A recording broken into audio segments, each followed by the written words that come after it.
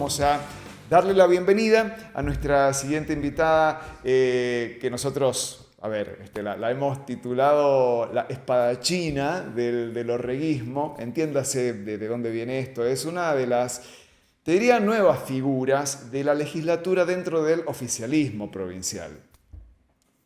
Capaz que tomó el lugar que dejó Nancy Picón. Esto es una licencia mía, ¿viste? En la gestión anterior, Nancy era como la más aguerrida, ¿viste? Parece que Rivadavia tira gente. Vienen con la fuerza del Sonda, ¿viste? Vienen del oeste. Se llama María Rita Lascano, todo el mundo la conoce como Maru Lascano, es diputada del Interbloque Cambia San Juan y de Producción y Trabajo y está acá con nosotros. Gracias por acompañarnos, Maru, bienvenida. Un placer, Daniel, la invitación. Muchas gracias. Bueno, y es más o menos así, ¿no? Bueno, te toca ese lugar. Gracias. No, en realidad creo que cada uno va forjando su lugar en virtud de la personalidad de cada uno, del grupo, y las cosas se han dado sin querer queriendo, digamos, no ha habido una intencionalidad de que suceda así, pero bueno, soy de las personas que van al frente, claro. Entonces, por ahí a lo mejor me dicen de esa manera, vos me has bautizado ahora, pero... La espadachina, ¿viste? Pero bueno, no, en realidad soy una más del integrante del Interbloque y sí, digamos, me gusta tomar la palabra, me gusta intervenir y proponer ideas también, así que, bueno, ojalá que tengamos un periodo legislativo muy fructífero y acompañando al gobernador. Por supuesto. Han tenido un primer año relativamente calmo, pero bueno, les toca ahora un 2025 que más temprano que tarde va a empezar a traducir las tensiones políticas en el recinto. ¿Cómo lo estás viendo vos?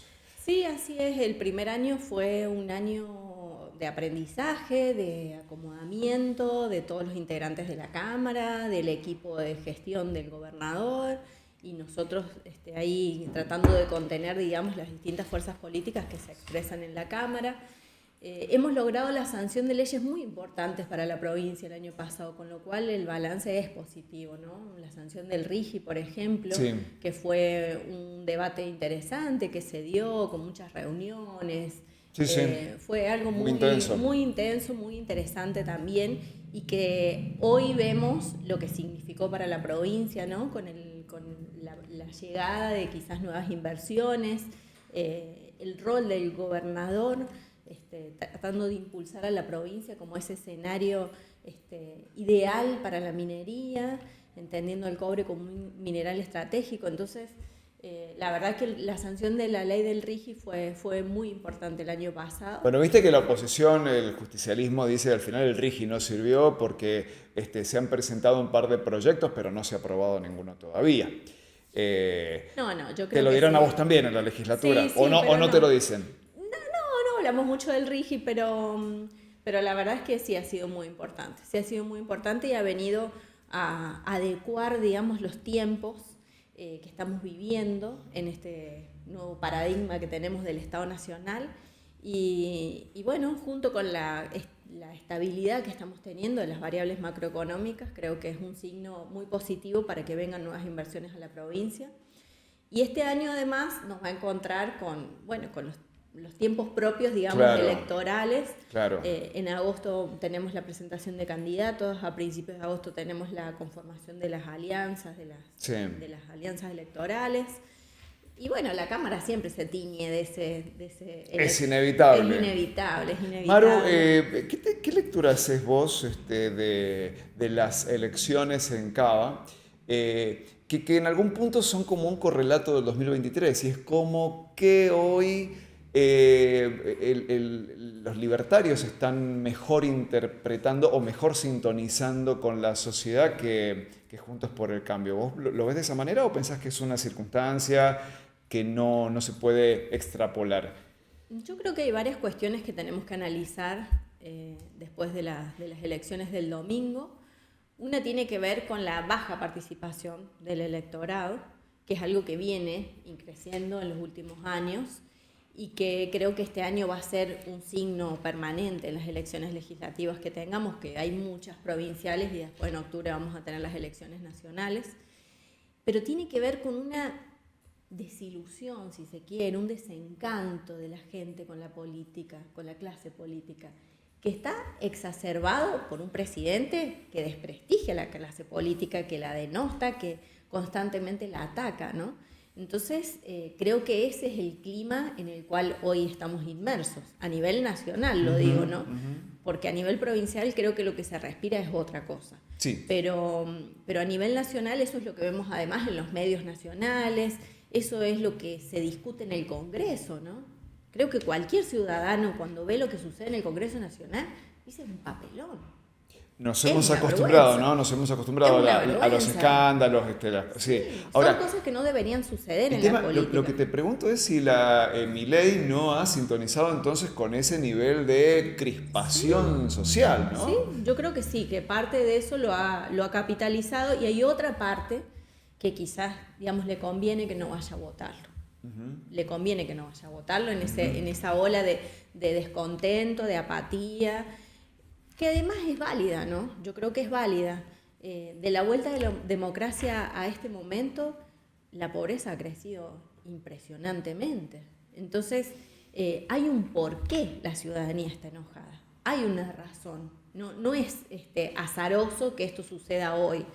Y sucede en la Argentina y creo que sucede en otras partes del mundo.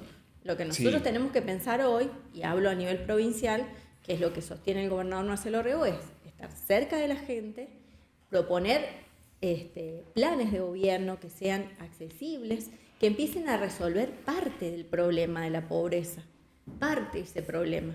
Pensar que en 4 años resolvemos la situación social que hay en la provincia sería un error y sería mentirle a la gente. Pero hay que empezar por el principio, hay que empezar por la educación, hay que fomentar que haya nuevas oportunidades de trabajo, hay que fomentar los emprendimientos productivos, hay que empezar a cambiar toda esa cultura que dejó el kirchnerismo. Entonces, es difícil, pero no es imposible. Maru, ¿tenés posición tomada respecto de confluir con la Libertad Avanza? Yo creo que ya lo han expresado el gobernador y el vicegobernador. Las puertas de producción y trabajo siempre están abiertas para cualquier dirigente.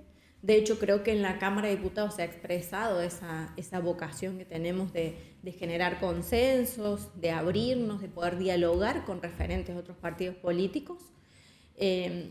Ojalá que a lo mejor se dé en un momento o no. Hoy creo que la discusión se da entre kirchnerismo y no kirchnerismo.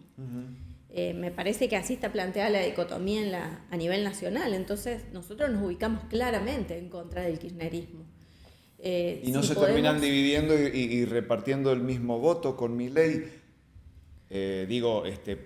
Algún peronista me ha dicho, mirá, a nosotros nos conviene que jueguen por separado, totalmente, porque se dividen entre ellos y bueno. Sí, totalmente, pero bueno, me parece que hoy la ciudadanía está muy descontenta con lo que ha sucedido hasta el momento.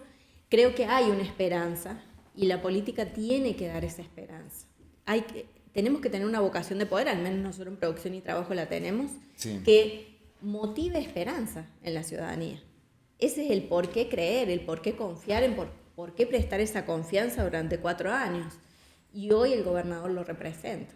Estamos seguros que lo representa porque sale a la calle el vicegobernador y se encuentran con muchísimas muestras de cariño, de confianza, de aliento. A pesar de que no logramos salir todavía del pozo, pero sienten que hay un Estado provincial que está en marcha, que está trabajando, que lentamente está trabajando. Ayer, por ejemplo, conversaba con una vecina de Rivadavia y me decía que había circulado por la capital y me dice, yo veo que están trabajando. Dice, quizás no es al ritmo de obra que había otrora, pero dice, hay trabajo, hay pavimento, están en la circunvalación, están gestionando la minería, hay un Estado que está en movimiento. Entonces me parece que eso es lo que nosotros vamos a defender principalmente, que es un modo de gestión que ha representado principalmente a Santa Lucía y a Rivadavia durante los últimos años. ¿Te preocupa que los libertarios desplieguen en San Juan una campaña tan agresiva como lo hicieron con Macri en la ciudad autónoma? Yo creo que no se van a encontrar con rivales acá, como para entrar en esa lógica de amigo-enemigo, porque nosotros no somos enemigos de ellos. De hecho, las diputadas de los reguismos a nivel nacional han prestado el apoyo incondicionalmente, salvo en situaciones en las que el gobernador entendía que no lo debían hacer, a las iniciativas legislativas del presidente, con lo cual nosotros no somos enemigos de la libertad avanza. Pero Macri tampoco era, y viste que salieron a la yugular. Pero Macri le respondió. Acá el gobernador no le va a responder. Se equivocó Macri. Yo creo que sí. Ajá. Yo creo que sí, que se equivocó, y también creo que forma parte de un proceso de desgaste que quizás tienen las gestiones a lo largo del tiempo. Es propio y es natural que así suceda. Llevan muchos años en la misma gestión, y si uno pierde la cercanía con la gente, pierde todo. Pierde todo. Uno tiene que entender lo que dice el ciudadano de a pie en la calle. Si uno no lo entiende, y bueno, lo hemos visto, digamos, en distintos lugares. Yo creo que ese es el secreto para no perder el eje, ¿no? Porque nosotros podemos estar discursivamente hablando de algo que a la ciudadanía no le interesa. Entonces, si nosotros realmente trabajamos por y para el vecino de a pie, probablemente haya más éxito, tengamos más éxito. El gobernador en su mensaje anual este año les volvió a encomendar la reforma electoral, ¿no? Que es una reforma electoral que aclaramos no es para este año, esta elección la va a dirimir la nación, pero la del 2027 no, y de esa estamos hablando. ¿En qué estado se encuentra ese consenso, ese diálogo? Bueno, yo creo que vamos a empezar muy prontito. No puedo anunciarlo, digamos así. No puedo hacerlo, pero creo que prontito vamos a estar ya comenzando con los debates, que va a haber debates interesantes también al respecto. ¿En la legislatura o en la en otro legislatura? ámbito? No, en la legislatura. Hay 3 proyectos presentados. Sí. Uno que es el del bloquismo, que es bastante similar al proyecto que presentó el Ejecutivo, referido a la reforma electoral. Dirimen en algunas cuestiones muy, muy pequeñas, pero a grandes rasgos, digamos, son bastante similares. Y hay otro proyecto que presentó el Giojismo, los 2 diputados del bloque San Juan Vuelve, que sí se diferencia sustancialmente del proyecto nuestro. Y bueno, así que seguramente vamos a entrar ahí en una discusión muy sana, pero también muy importante. Lo que pasó en el año 2023 no puede volver a suceder. No puede volver a suceder. Ningún sanjuanino se lo merece. Tenemos que jerarquizar de nuevo la democracia, y parte de eso tiene que ver con esto, cómo elegimos a nuestros representantes. Este año vamos a debutar en las elecciones nacionales con la boleta única, papel. Bueno, vamos a ver si podemos llegar a implementarlo también en las elecciones provinciales, simplificar todos esos mecanismos de antaño, ¿no? De la boleta que llegaba a cada domicilio, que les entregábamos, que recorríamos barrios. Bueno, eso hoy cambia, y tenemos que estar, ¿no?, acorde a los tiempos. Hay muchas provincias que ya lo tienen implementado y que funciona de manera muy bien. Evita confusiones en los electores, ¿no? Evitan muchísimas confusiones. Y bueno, y el tema del voto acumulativo que tuvimos en el CIPAD fue desastroso, fue un voto que iba redireccionado, inconstitucional. Entonces vamos a proponerle la eliminación de las PASO, como ya lo venimos viendo a nivel nacional, el mecanismo de elección de los candidatos a través de internas cerradas, Partidarias. Votan los afiliados. Exactamente. El problema de los partidos es de los partidos, no es de la ciudadanía. Y bueno, y después el mecanismo de boleta única en una sola elección, para elegir a los candidatos a gobernador, diputados, intendentes y concejales. Vos sabés que, y habrás escuchado, y me parece un debate legítimo, que cuando hay internas partidarias cerradas, no está la libertad de participar, que pesan mucho las estructuras, pesa mucho el dedo, ¿no?, del que conduce. ¿Cuál es la respuesta o el descargo o el argumento de defensa frente a ese cuestionamiento? Y es que en realidad el momento en el que estamos viviendo hoy, y que lo vemos en las elecciones que son obligatorias y que la gente no asiste a votar, ¿por qué les vamos a obligar a otra instancia de elección que ya la hemos tenido? Porque las PASO han oficiado de grandes encuestas para los frentes electorales. Sí. De hecho, nosotros hemos sido beneficiarios de muchas de esas PASO. Lo recuerdo. Pero Orrego en Santa Lucía. Nosotros en Rivadavia también. Sí. Cuando Fabián Martín fue intendente. Pero, digo, que le sirva a los partidos no significa que le sirva al ciudadano. Y hoy tenemos que empezar a darnos esta discusión en vistas de todo lo que estamos viviendo, en vistas de la apatía con la clase política, en vistas de que el objetivo del ciudadano a pie no es ese. No es ese. Maru, y el otro tema que quedó ahí en ciernes es el de la enmienda constitucional para volver a 2 mandatos como máximo, ¿no? 2 mandatos del Ejecutivo como máximo. Recordamos que la enmienda es del 2011 y habilitó un 3er mandato consecutivo, que fue el motivo de la controversia con la Corte en el 2023, y el gobernador Orrego asumió prometiendo llevar claridad a eso, volver a 2 mandatos. Sí. Pero el trámite es más complejo, ¿no? Es más engorroso, hace falta una mayoría calificada también, a ir a un plebiscito. ¿En qué estado se encuentra eso? Bueno, probablemente también este año nos toque debatir sobre eso y ver si logramos tener las mayorías para que así sea. Es un límite sano a la democracia. Y yo voy a repetir algo que lo he dicho muchas veces. Que hoy existe esa posibilidad no significa que el gobernador lo vaya a ocupar, ¿no? Incluso en la reforma, en el proyecto de reforma que ha mandado el Ejecutivo a la Cámara, hay un artículo que establece la posibilidad de que los diputados sean electos en 2 periodos nada más. Limitado. Un límite. Claro, porque hoy es ilimitado. Al que hoy la Constitución no lo establece. Pero digo, a lo mejor lo discutimos ese artículo y no logramos tener consenso, o logramos el consenso de los distintos partidos. Pero son señales. Que hoy la Constitución lo permita no significa que nosotros lo vayamos a hacer, ¿no? Entonces también creo que son mensajes claros que el gobernador nos manda a todos los sanjuaninos, claro, ¿no? Entonces, bueno, estaremos debatiendo también sobre ese límite. Y hay otro proyecto que seguramente también este año estaremos debatiendo, que es la modificación del Consejo de la Magistratura, ¿no? Para la designación de los jueces. Para la designación de jueces y magistrados. ¿Hacia dónde tiende esa modificación? Hacia jerarquizar un poco más el estándar con el cual el Consejo elige, ¿no? Selecciona a los candidatos que se presentan. Y que después ese Consejo envía una terna a la Cámara de Diputados. Sí.